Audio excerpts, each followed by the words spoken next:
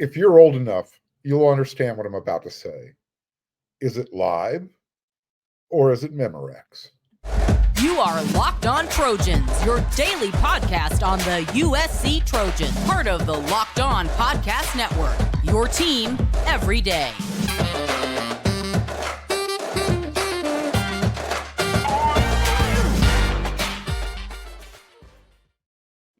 Fight on, everyone. I'm your host, Mark Holkin, and thank you for making Locked On USC your first listen every day. Whether you're watching the show on YouTube or wherever you want to download your podcast, remember, this show is free.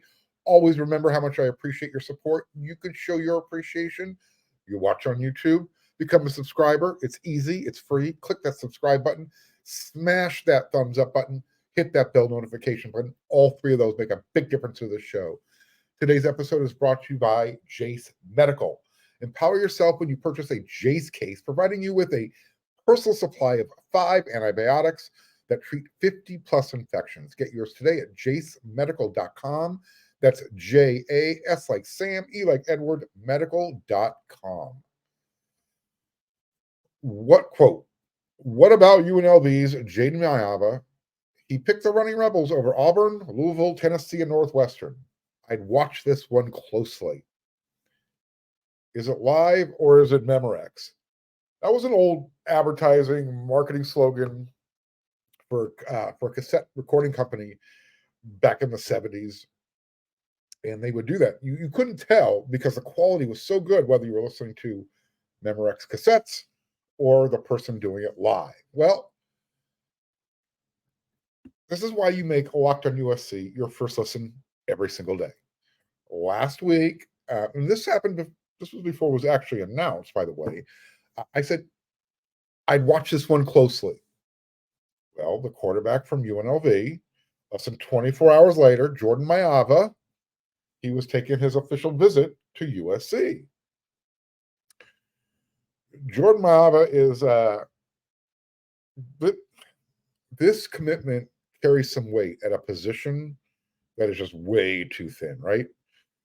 USC hosted a few transfers and some potential possibilities over the weekend.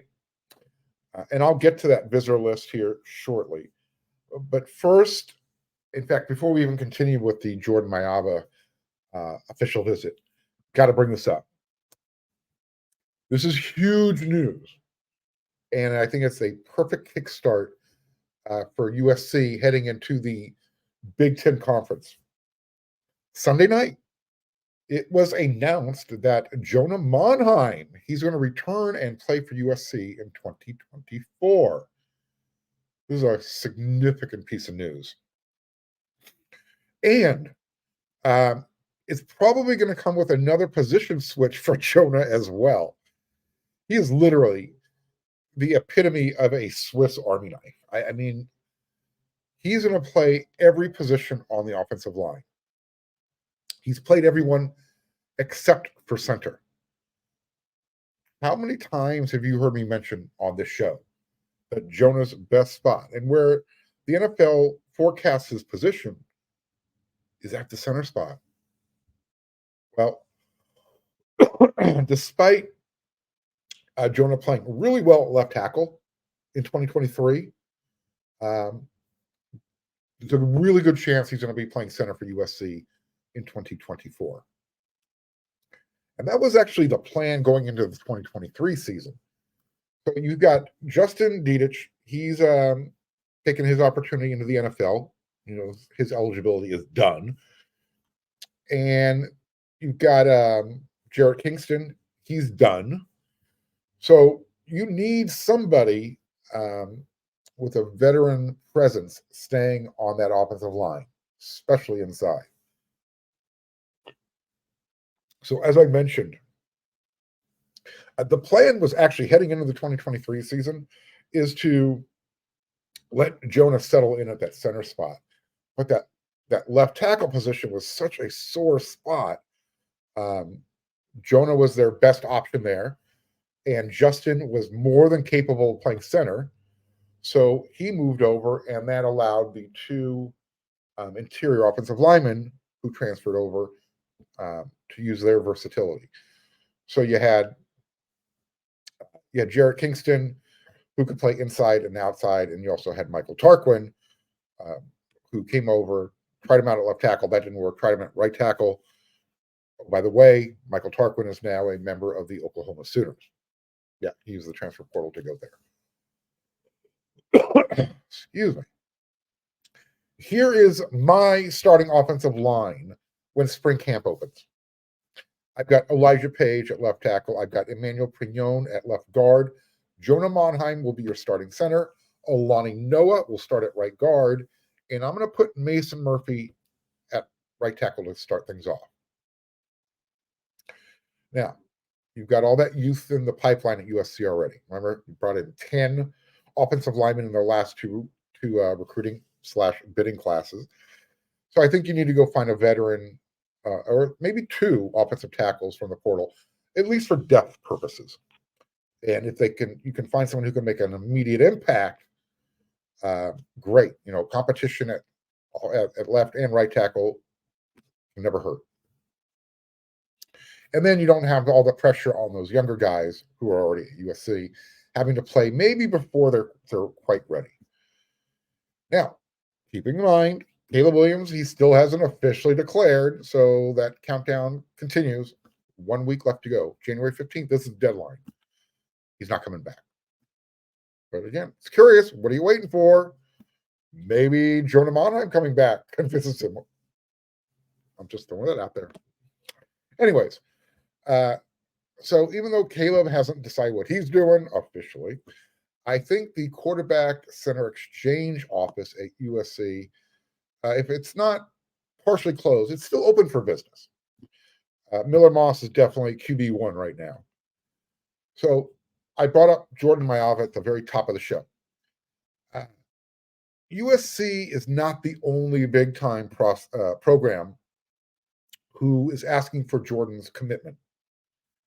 The former UNLV quarterback, who, by the way, he led the Running Rebels to the Mountain West Conference championship game this past season. He completed almost 63% of his passes, 62.9 to be exact. 3 for 3,085 yards, 17 touchdowns. He can also use his legs, 277 yards on the ground with 3 scores. So he threw his name into the transfer portal on New Year's Day. And then USC and Georgia were the first 2 major programs to make contact with him. Maiava has already taken his official visit to Georgia. He did that last week. And he spent this past weekend at USC. Now, here's a nugget for you. And this is why when you're done making Locked on USC your first listen every day, you head on over to wearesc.com, because sources have told WeAreSC that a decision is likely coming Sunday night when I'm recording this episode of Locked on USC. However, you might not get an announcement until Monday. But it sounds like Jordan's ready to make his commitment known. 2 things to consider. Number 1, Lincoln Riley wants and needs Jordan badly. Losing a quarterback battle to Kirby Smart twice, I think that would be a really bad look for Lincoln Riley. I say twice because Dylan Raiola, the high school prospect, who committed to Ohio State, who committed to Georgia, and who decommitted and is now committed to Nebraska, also turned down USC in the very beginning. I know. Still, I'm just using that as an example. It's one thing to lose a defensive guys or a transfer like Michael Jackson III to Georgia, but it's quite another when it's a quarterback, someone who needs development and refinement of his technical skills, so he can take that skill set that he has to the next level, the NFL. And not to mention this, look, Georgia already returns their starter, Carson Beck. They have a couple of recruits in their 2024 class that will be on campus. Ryan Puliski and some guy named Gunner. I apologize, I don't have his name on the top of my head. But Georgia's pretty set at quarterback. USC has a need for a true backup to Miller Moss or someone who could actually maybe challenge Miller. Here's how you sell Jordan Mailata. Hey, you know what? Miller's going to be our starter, but you bring some tools to the table that maybe Miller doesn't have. We're going to have some packages specifically designed for you every game. And you know what? That might be how you keep two elite quarterbacks on your roster going forward, a 1A and a 1B, because nobody wants to sit anymore. So you have to play both quarterbacks throughout the season. Unless you have a clear, definitive leader, like a Caleb Williams and then, Miller Moss here, that might be the way to go going forward. I'm just saying. Excuse me. Other prospects who were on campus for an official visit over the weekend. Real quickly, you had Texas A&M defensive lineman Isaiah Rakes. He jumped in the transfer portal after he just finished up his junior season. And he's already been on an official visit to Auburn. He did that back on January 3rd. And he was at USC this weekend as well. If USC can bring in this 6'2", 320-pound man for the middle of their defensive line, you're bringing in experience. He's got 42 games under his belt playing at Texas A&M. And what's interesting here, he had a clear line of playing time at College Station because he was backing up Walter Nolan, who has already committed to Ole Miss, and McKinley Jackson, who was declared for the NFL. So it's interesting that he's still leaving. Like I said, it's not like there was competition in front of him. If USC can pick this guy up, huge, massive addition. You put him next to Bear Alexander in the middle of USC's defensive line. Now you got exactly what the doctor ordered. You got two big dudes. And the benefit is it takes some of the pressure off Bear Alexander. Other teams can't double team him as much. You're adding to what you had. USC is strong on the edges, not as strong up the middle. That would be a big pickup. USC also hosted Javier Darrett from North Dakota State University. His former head coach is now the linebackers coach at USC. So we'll see what kind of pull he has. And then the recent cornerback commitment from UCLA, John Humphrey. He was on campus, and it looks like he's going to stay. He was on social media throwing it up. And the reason why I'm saying that is because he also took a visit to Gainesville. He was considering Florida. Well, it doesn't look like that's going to happen. All right, so now, one last note for you. I know this has been a longer first segment, but there's a lot went on over the weekend, and I got to bring you up to date. If you're one of those who chases your tails looking for breadcrumbs, what's happening with USC's defensive coaching staff? Well, maybe there's going to be a significant addition coming. His name is Eric Henderson, and he is considered top shelf. I mean, he's the defensive line coach for the LA Rams. He's the type of guy who could help with recruiting. Well, he started following a few of the USC players and on Twitter. And so I'm not sure what that means, if it means anything, but it's interesting, right? He does have a history with USC's defensive coordinator, Danton Lynn. So we'll see where that goes. As I mentioned, he started following some USC players. He started following the young man Rakes, who I just mentioned a moment ago. And then former Trojans, Malachi Nelson, he's going to blue turf it with the Boise State Broncos. Yep, he's committed. And Fabian Ross, going to be a Rainbow Warrior out in Hawaii. I'm going to see what happens with Mekhi Lemon, see if he wants to stay at USC or maybe become target number one, 10 catches per game with his buddy over there in Boise. Something to follow. We'll see what happens.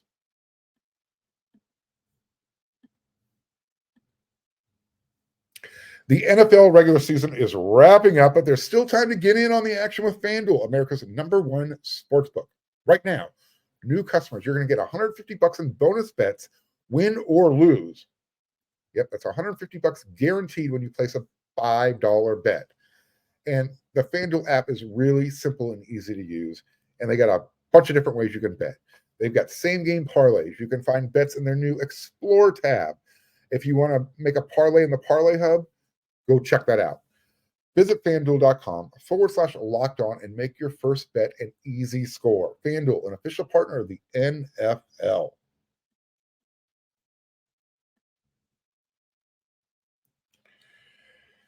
You know what?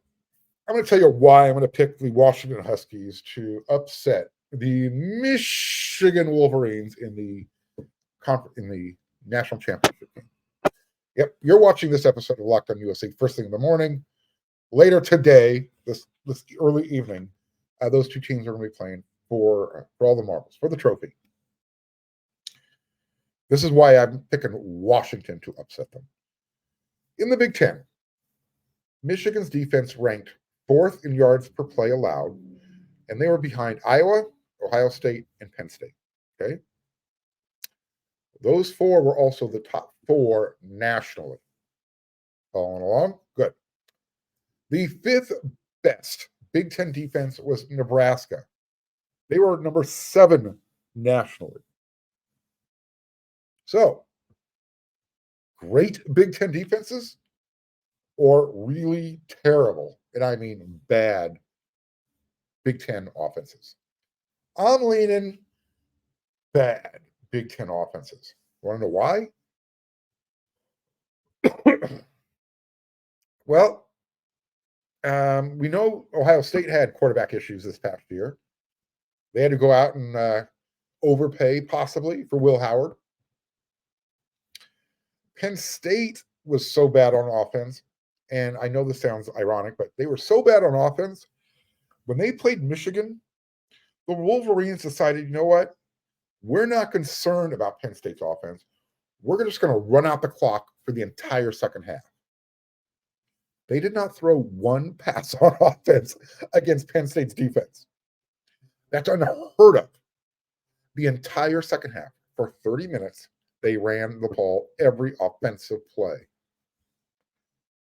So, I mean, who had the best offense in the Big Ten Conference?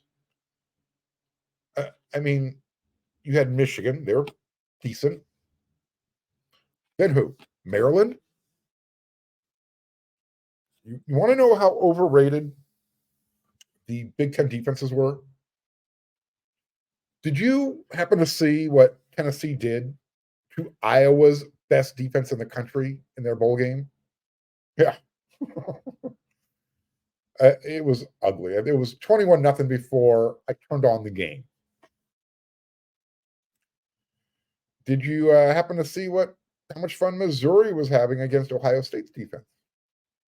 Missouri. Now, you don't typically think of Missouri and, ooh, that's an offensive juggernaut. I thought Ohio State had a really good defense. I don't know. Look, Washington versus Michigan, I think it's going to be a really good game. I really do. And if style make fights, that's you hear that often in the boxing game. Then look, you got the wide open passing attack, Michael Penix Jr. and his NFL wide receivers versus that physical smash mouth Michigan brand, Blake Corum. I told you, they played an entire 30 minutes of Big Ten football on offense, running the ball. That's old school. That's the whole 3 yards in a cloud of dust stuff right there. Both programs are very well coached. They don't beat themselves. I paid more attention to Washington for obvious reasons than I did to Michigan, but all season long, Washington, they just kept finding ways to win. They beat Oregon twice, USC in LA, Texas in the playoffs. I mean, Washington literally they tried to lose the game, but they found a way to win it. They didn't coog it. I think at this point, it's probably not wise to pick against the Huskies. I wouldn't. You've heard me say this before, and you've heard people say it's just coach speak. Good teams find ways to win. And look, when Arizona and USC took away Washington's passing game for the most part, what did the Huskies do? They turned to their running game. They're not a physical team, right? Well, they're physical when they have to be. They're physical. Well, everybody was physical against USC's defense, but um, they get the job done when they have to, especially as the year went on. Their running game did just enough. In fact, they did more than just enough. It was almost a balanced pass run type of play selection. It sounds like Dylan Johnson is going to be 100% ready to go. According to Kalen DeBoer, he's 100%. Not limited. He's ready to go. So that's a good thing. And, you think about Michigan's run game, and obviously they've got a really good offensive line, and they do. However, it was Washington's offensive line that won the Joe Moore Award for having the best offensive line in the country. If the Huskies' offensive line protects Michael Penix better than Alabama protected Jalen Milroe, Michigan likes to blitz. They blitzed a lot. They were chasing Milroe all over the place. Now, granted, some of that had to do with bad snaps. So as long as the Husky center keeps the snaps where Penix can retrieve them, I think everything will be just fine. And here's the other thing. Blitzing Washington, that's a gamble because they like to get rid of the ball quickly as it is. It's really just a quick 3-step drop for him, and boom, they're just getting the ball out. They let the receivers do all the work. Don't get me wrong. Penix throws maybe the best deep ball in all of college football. So is Michigan going to try and zone him up all game? USC was able to score on the Huskies. Problem is they couldn't stop them. Can Michigan stop them? Or is this going to be a preview for Michigan of what the new Big Ten conference is going to look like? Can J.J. McCarthy go aerial? Can he go toe-to-toe with Michigan? Will he have to? I guess that's the other question. I guess we're going to find out how good is Michigan's defense. And how good is it when it's going up against a great offense? Again, I don't think they've played a great offense yet this year. Name it. Name the best offense that the Wolverines played all season. I mean, seriously, go look at their schedule.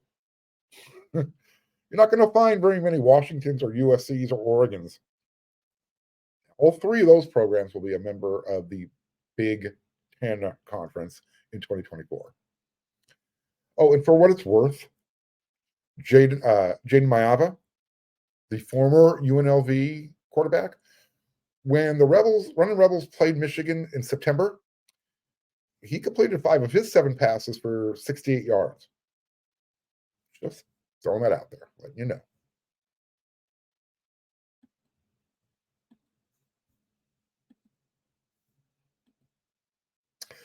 I know we come to sports to escape from some of the crazy realities of real life, but can we talk for a minute about preparing for real life? According to the FDA, pharmacies are running out of antibiotics like amoxicillin, and this is happening right in the middle of the worst flu season in over a decade. This is scary. Can you imagine a more helpless feeling than if your kids got sick with a supply chain issue and it kept them from life-saving medication they needed? Thankfully, they'll be okay because of Jace Medical. The Jace case is a pack of 5 different antibiotics to treat a long list of bacterial illnesses, including UTIs, respiratory infections, sinusitis, skin infections, and others. So this stuff could happen to any of us. Visit jacemedical.com and complete your physician encounter. It'll be reviewed by a board-certified physician, and your medications will be dispensed by a licensed pharmacy at a fraction of the regular cost. It's never been more important to be prepared than today. Go to jacemedical.com and use code LOCKEDON to get $20 off your order.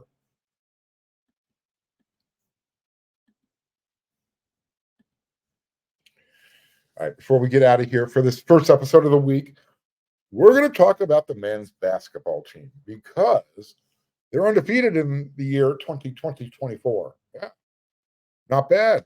2-0. Going to get a whoop whoop and a fight on. It's been a long time since the men's basketball program has looked good. They looked terrible in the month of December. They were 1-5. Well, they're 2-0 now. They're 2-0 in 2024. I apologize for this cough. It is what it is. So deal with it. They swept the Bay Area schools. They beat Cal on Wednesday night, and then during that game, they had 29 assists as a reminder, which is one shy of the program record, 30. On Saturday, they beat Stanford, and they did it a little bit differently. They still share the ball. They move the ball around very well.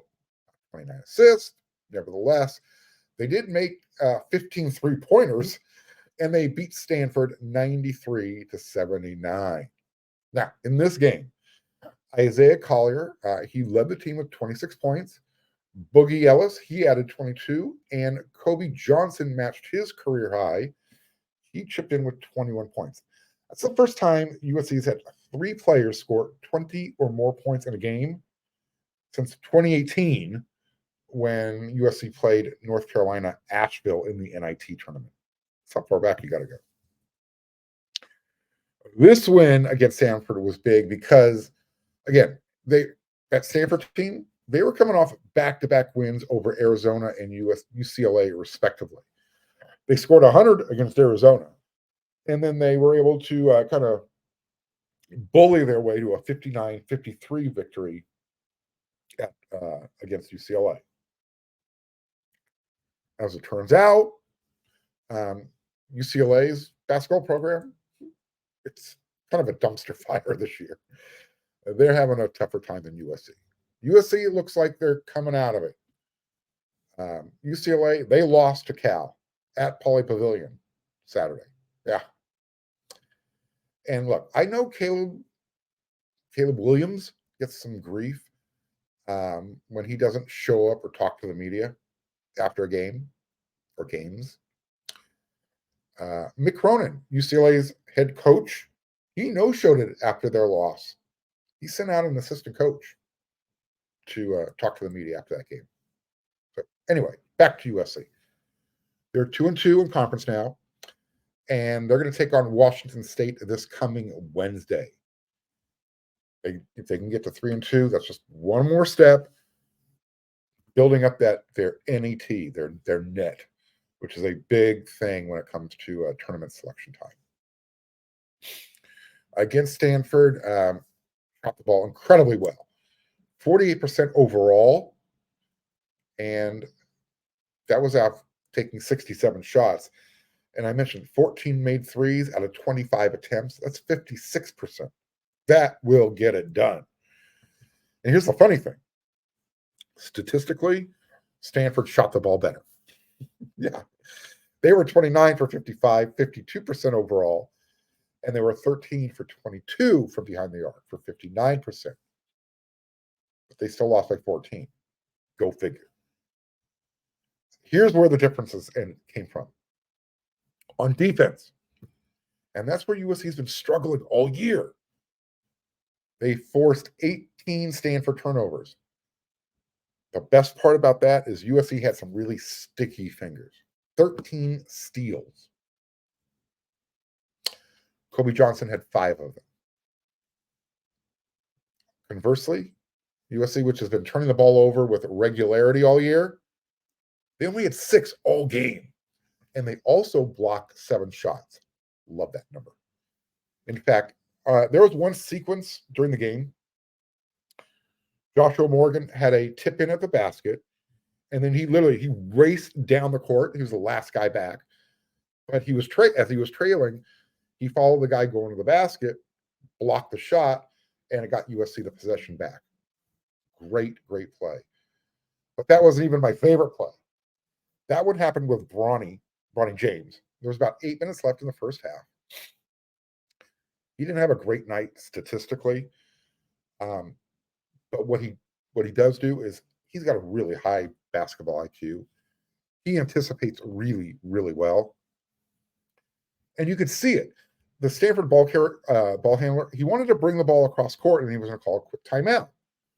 Brawny beat him to the spot, and inadvertently, the Stanford ball handler, his momentum carried him in to Bronny James.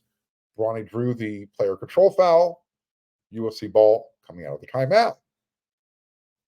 So those are the types of things that the young freshman already brings to the table. A very smart, heady ball player. He's a team player. He might have the name, but he knows how to play the team game. After the Cal game, Coach Enfield, he said, "Happy New Year, everybody. Good to be back home after being on the road for 4 to 5 weeks." There was a point to him saying that. He wanted to take the blame for the team's poor record and their lack of development. What was it? 14 games into the season. And he said it was mostly because of the way their practice schedule was affected. This is what Coach Enfield said. Our schedule hurt because of all the travel. Now, as a head coach, and as a player as well, you want to play the best competition so you can kind of gauge yourself and your team, find out what your strengths and what your weaknesses are, right? The college basketball season provides both coaches and players with that opportunity. USC played neutral site matchups in Vegas twice. They went 1-1 out there. They beat Kansas State. They lost to Gonzaga. And then they played a holiday season tournament down in San Diego. So it wasn't like they had a, quote, difficult out-of-conference schedule. So they weren't flying all over the place. The team's travel wasn't the issue. That's not why they weren't able to practice and develop. So while I do appreciate Coach Enfield's, mea culpa, and not throwing his team under the bus, I think his sentiment about scheduling too many road games, because USC had only played 5 home games during the preseason out of the 13. I think that sentiment loses a little bit when you consider that 2 of USC's losses were at home against Long Beach State and UC Irvine. Ouch. So, again, I understand where Coach Enfield was coming from. I get it, but I don't know if the schedule played as a big of role in why they were basically a 500 ball club heading into 2024. The problem was they were turning the ball over. They weren't playing as a team. And again, you had enough time to practice at home or practice on the road. It's a 1-hour flight to Las Vegas. It's a bus ride down to San Diego. I get it. You have a young team, but you also returned plenty of veteran leadership. You got Kobe Johnson. You got Boogie Ellis. You got the number 1 high school player in the country in Isaiah Collier. Yeah.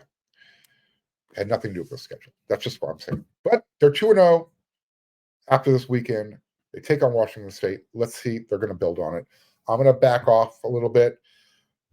I said earlier that, it might be time to think about, is Andy Enfield plateaued with the program? We'll see what happens during this next stretch. You got Washington State at home. Then USC is hitting the road. Colorado, they got the Arizona schools. We'll see. I'll be back with another episode of Locked on USC tomorrow, 5 times a week, part of the Locked on Network. Look, there's a lot of stuff going on. The show went a little bit longer than normal. So when you're done here, head on over to wearec.com. There's a lot to get caught up on. I'll have more for you tomorrow. So until then, everyone, you know what to do.